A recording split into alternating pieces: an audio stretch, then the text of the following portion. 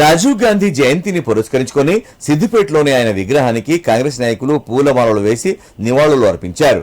ఈ సందర్భంగా సిద్దిపేట నియోజకవర్గ కాంగ్రెస్ ఇన్ఛార్జ్ పూజల హరికృష్ణ మాట్లాడుతూ రైతుల బావు కోసం అనేక సంక్షేమ కార్యక్రమాలు రూపొందించి అమలు పరిచింది కాంగ్రెస్ పార్టీ మాత్రమేనని, అందుకు నిదర్శనం రేవంత్ రెడ్డి ఏకకాల రుణమాఫీ చేయడమేనని గుర్తు చేశారు. పేదల బతుకులు మారడమే రాజీవ్ గాంధీకి అసలైన నివాళి అని, తెలంగాణలో కాంగ్రెస్ ప్రభుత్వం ఆ దిశగా అడుగులు వేస్తుందని అన్నారు.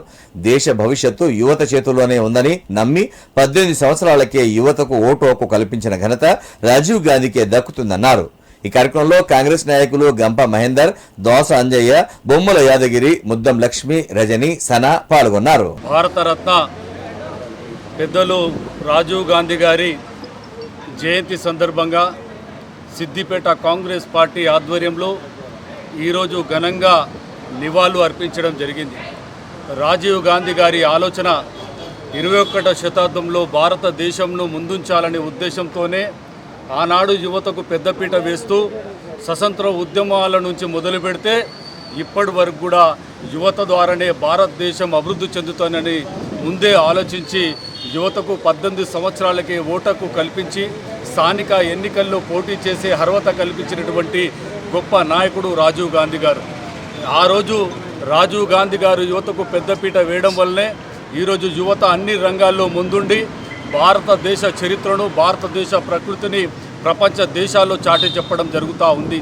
సాంకేతిక నిపుణుల్లో కానీ, కంప్యూటర్ వ్యవస్థలో కానీ, టెలికాం వ్యవస్థలో కానీ ఆ రోజు భారతదేశ మాజీ ప్రధాని అయినటువంటి రాజీవ్ గాంధీ గారు ఆలోచించి, అలాగే ఒకవైపు విద్యను ప్రోత్సహించుకుంటూ, యువతను ప్రోత్సహించుకుంటూ, సాంకేతికతను ప్రోత్సహించుకుంటూ, ఒకవైపు గ్రామాలు, పల్లెలు కూడా అభివృద్ధి చెందాలని గ్రామ పంచాయతీ వ్యవస్థను కూడా అభివృద్ధి చెందినటువంటి గొప్ప వ్యక్తి రాజీవ్ గాంధీ గారు. ఈరోజు అతని ఆశయాలను ఈరోజు యువత, భారతదేశంలో ఉన్నటువంటి యువత అంతా కేవలం నివాళులు అర్పించడమే కాదు, ముఖ్య అతిథిగా వచ్చేసినటువంటి సోదరులు హరికృష్ణ గారు, వచ్చేసినటువంటి అందరూ కూడా పేరు పేరున అందరికి కూడా రాజీవ్ గాంధీ జయంతి సందర్భంగా మీ అందరి కృతజ్ఞతలు. ఎందుకంటే రాజీవ్ గాంధీ గారి కుటుంబం తెలుసు. వారు దేశం కొరకు ప్రాణాలు త్యాగం చేసినటువంటి వారు. దేశానికి సేవ చేసే దాంట్లోనే భాగంగా ఇందిరాగాంధీ కానీ, రాజీవ్ గాంధీ కానీ ప్రాణాలు త్యాగం చేసినటువంటి కుటుంబం. మన రాజీవ్ గాంధీ గారు మన యువతకు ఓటకు కూడా 18 సంవత్సరాలకు కుదించినటువంటి వ్యక్తి. మరి కంప్యూటర్ ఇవాళ నడుస్తుందంటే, ఫోన్లు నడుస్తున్నాయంటే ఇవన్నీ కూడా ఆయన చేసిన ఘనకార్యం. ఇప్పుడు కూడా మనము వాళ్ళ అడుగుజాడలో ఉండాలి.